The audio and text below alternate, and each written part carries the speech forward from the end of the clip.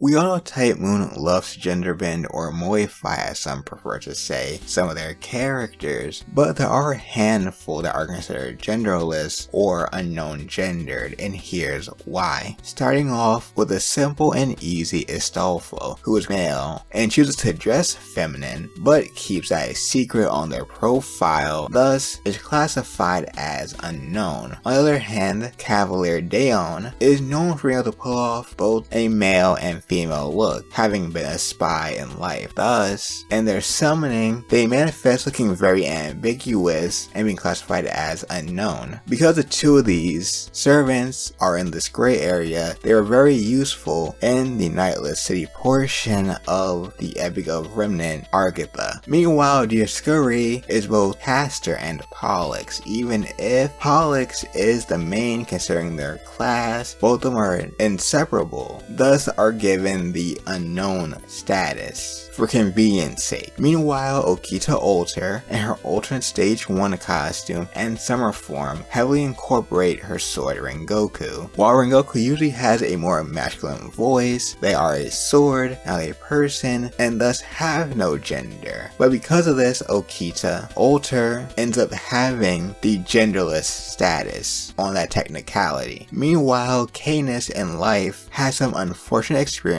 with Poseidon and asked to be turned into a man once. Thus, having been both is given the unknown classification for said reason. While Avenger Nobunaga changes it into 3 different depictions of Nobunaga, one of them being male and 2 of them being female. So of course, you know why they have this status. Meanwhile, Enkidu is not a person, they are clay, with the ability to shapeshift, and their current form is conveniently that of a woman, thus they are given the genderless status. Taira no Kagekyo is using Ushiwakamaru's body. Taira no Kagekyo represents the legend of those who want to kill the Genji, with a minimum of 37 individuals having taken said name. And since Ushiwakamaru was betrayed by the Genji, she became the perfect vessel for these individuals, giving her this status in this form. Romulus Quirinus has ascended to a godly state. He is now an ultimate being, and thus the concept of gender does not apply to him anymore. Similarly, Shi Huangdi has the body of a true human that's been emulated via machinery, being the combination of many Chinese emperors. Technically, their gender, as seen on their profile, is Qin, and by technicality, making them genderless, not being male or female in terms of classification. This is a strange one. Mysterious Ranmaru X from the Servant Universe comes from planet Ranmaru. While they do look and are referred to as female, their profile just says